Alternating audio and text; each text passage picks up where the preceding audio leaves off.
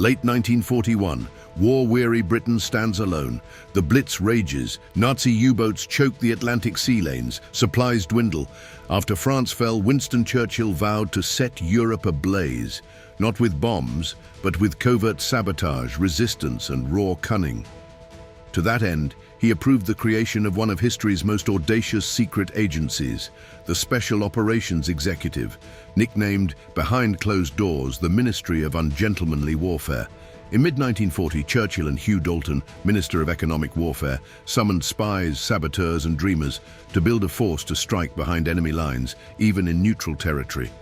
SOE's remit: espionage, sabotage, creation of resistance networks, naval raids, and most importantly, missions that broke all the rules of conventional warfare: irregular, unconventional, ungentlemanly.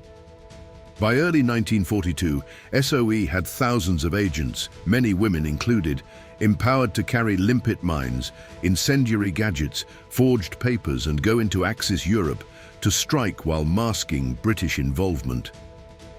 Among them, a small but elite raiding force was conceived. The Small-Scale Raiding Force, known as SSRF. Its commander, Major Gus March Phillipps, a man of reckless courage, violent passion, and unquenchable daring. Churchill's secret scissors clipped official protocols.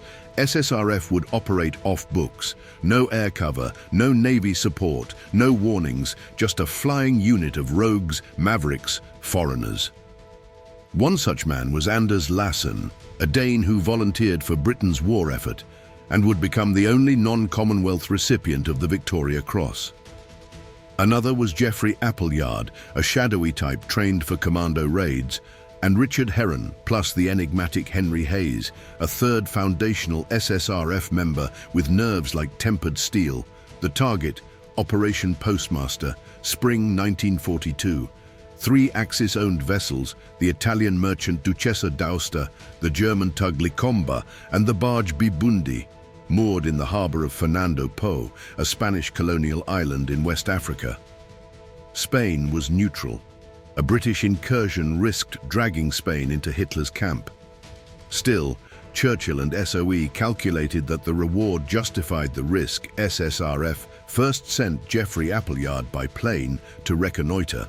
Then March Phillipps gathered his improbable crew, a cover, Swedish fishing trawler, Maid of Honor.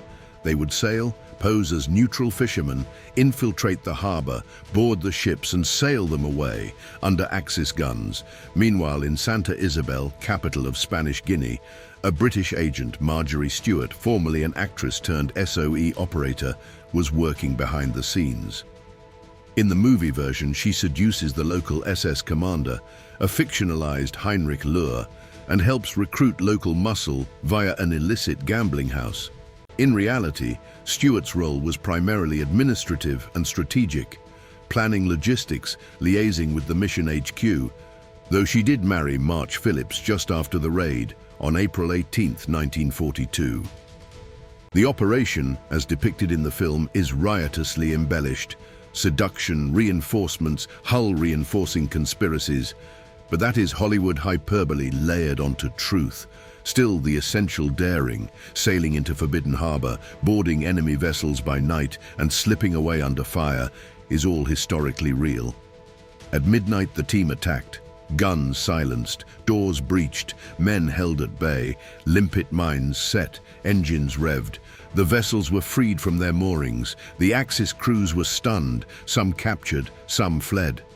The British flagged them under midnight confusion and sailed them out of the harbor. No official British vessels to claim credit, no overt violence. It was a theft conducted under cover of darkness, with almost no casualties. The operation's success stunned everyone. Britain paraded the seized ships into Lagos, Axis intelligence scrambled. Neutral Spain protested, silently, and SOE quietly absorbed SSRF's heroes into its hidden hierarchy. Britain's Ministry of Ungentlemanly Warfare was born in earnest.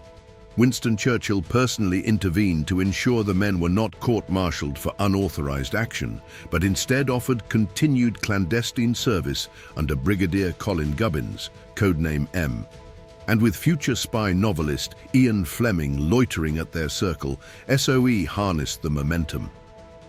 March Phillipps' daring inspired multiple raids.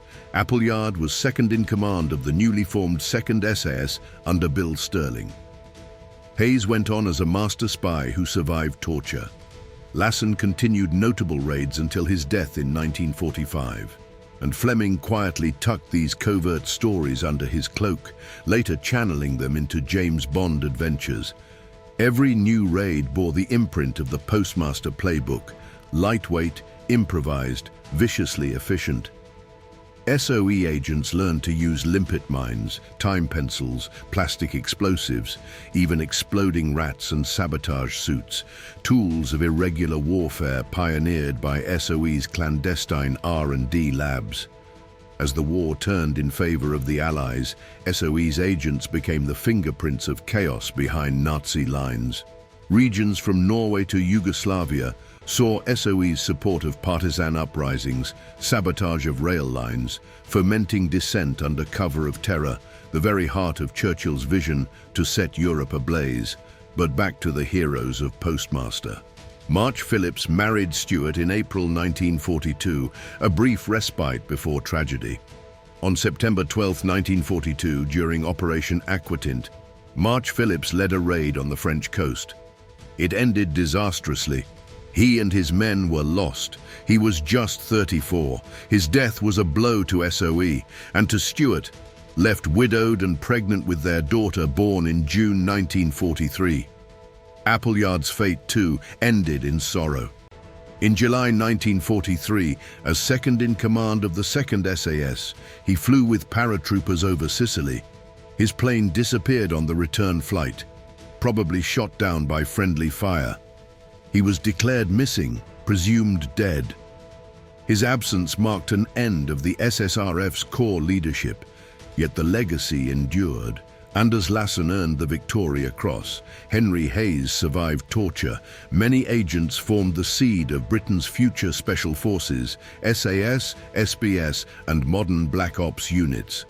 Without Postmaster's precedent, without the Ministry of Ungentlemanly Warfare, there might have been no SAS, no shadows behind enemy lines, and perhaps no James Bond. Guy Ritchie's Ministry of Ungentlemanly Warfare film leans hard into style over strict fact.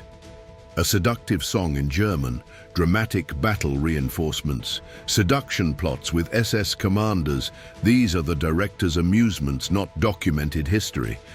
But beneath the glitter lies the beating marrow of truth. Fearless Brits, ignored by their own command, sailing into neutral harbors to steal enemy ships under cover of night. A theft that changed how wars were fought. A proof of concept for all shadow wars to come. In that hidden world of shadows and sabotage, Ian Fleming listened. He listened, and he filed.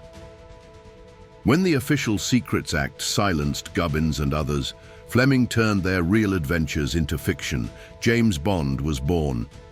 The ethos of the ungentlemanly warrior, infiltration, charm, explosion, escape, was crystallized in 007, and it all started with a small force that stole 3 ships in a neutral harbor in 1942. So hear this tale not as myth, but as tribute to March Phillipps and Stuart, to Appleyard, Lassen, Hayes, to Fleming and M, to the Ministry of Ungentlemanly Warfare, a crucible that forged modern special forces, Black Ops doctrine, and legendary tales beyond any shadow.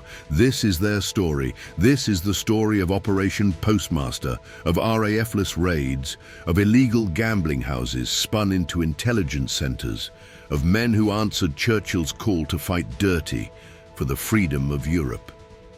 History is full of stories that were never meant to be told.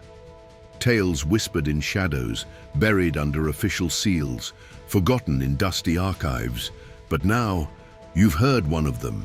The men and women of the Ministry of Ungentlemanly Warfare risked everything, not for glory, but for the simple hope that freedom might survive the darkness. If you believe stories like this deserve to be remembered, if you want to help uncover the forgotten chapters of our past, then join us. hit that like button so more people discover this mission. Subscribe to the channel and become part of this operation to bring history's hidden tales back into the light. This was only one story. There are many more waiting in the shadows. We'll see you in the next mission.